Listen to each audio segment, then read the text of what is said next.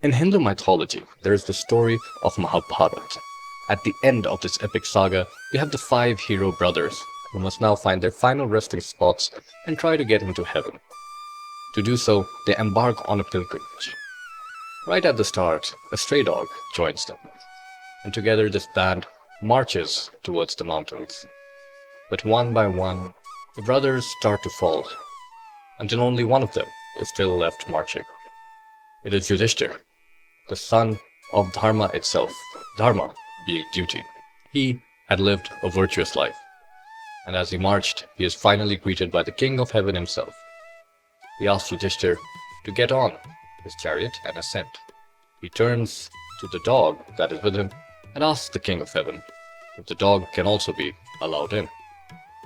He says that the dog had endured the pilgrimage right with him, unconditionally, through every trial and tribulation. The King of Heaven refuses. He says that only Yudhishthir can be allowed in. Hearing this, Yudhishthir turned around.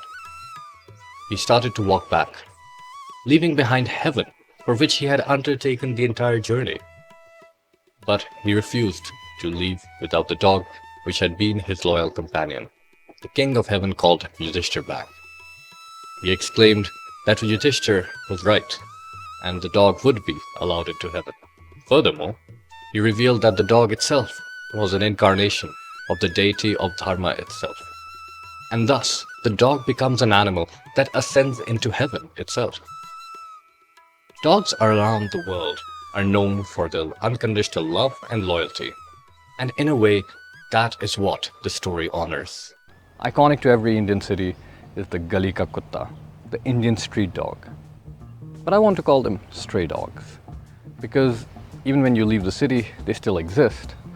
And as I'm going to show you today, there's a lot more to them than just the street. Dogs were domesticated roughly 23 to 36,000 years ago. On the Indian subcontinent, the dog can be recorded all the way back about 4,500 years ago in the Indus Valley civilization, but mythology and oral history dates them further back. Now, when it comes to enticing a stray dog, there is a secret I must share with you. The tea biscuit.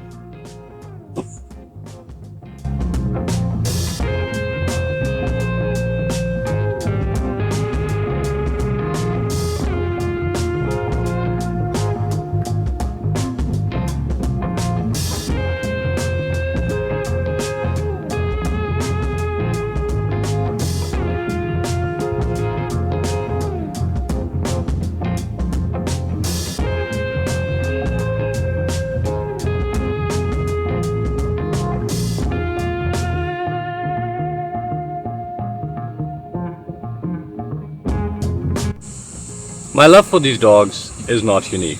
There are many households in India that treat these dogs like their very own. Part of it comes from the Indian sense of hospitality and taking care of those who cannot take care of themselves. A gesture of kindness shown to these dogs will not come back to bite you. But part of it also comes from the Hindu spirituality, where the dog is considered just as holy as the crow and the cow, animals that have been crucial to the survival and evolution of our society.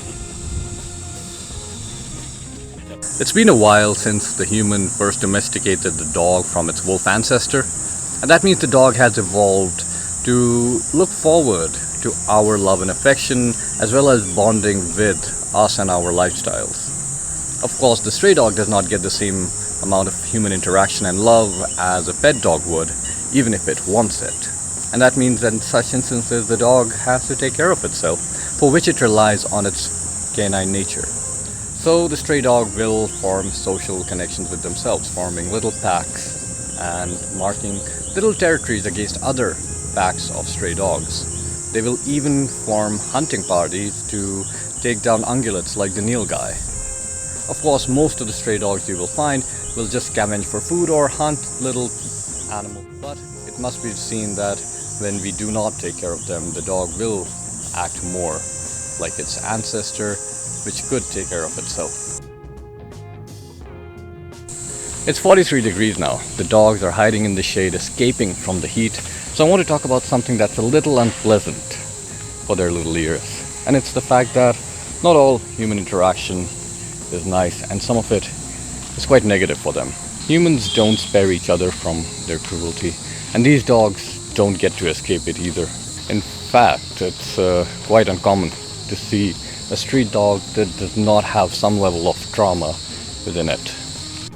Street dogs are not pleasant for everybody. There are people who are afraid of dogs, and that extends to street dogs who come with a level of uncertainty that pets don't. The fear of dogs can be inherent, can be acquired, but it is not uncommon.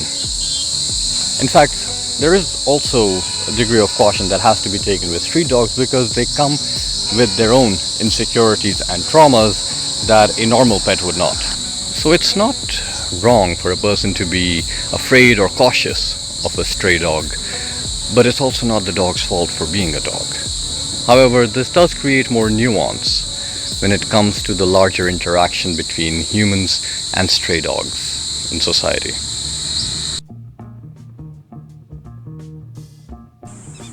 The Indian dog has coexisted with the Indian society for thousands of years now. We've taken care of each other, but as Indian society becomes more urban and modern, the dog is losing its place. It's considered more of a nuisance and threat than a coexisting animal. Cities and NGOs now are undertaking programs in cities that seek to sterilize dogs and reduce their populations in the streets. And this is good because it's not just the people that dislike dogs that benefit from this, it's also the dogs themselves. In an urban environment, they don't get the same kind of resources that nature would provide for them. But being strays, they also don't get any support from the humans. So the bare and concrete jungle does not sustain them very well, and is also one of the leading causes of disease and mortality in the street dog today. I hope these dogs get appreciated and get the love and home that they deserve. And maybe one day we will call these not the Indian stray dog, but the name that it is actually given, the Indian pariah dog.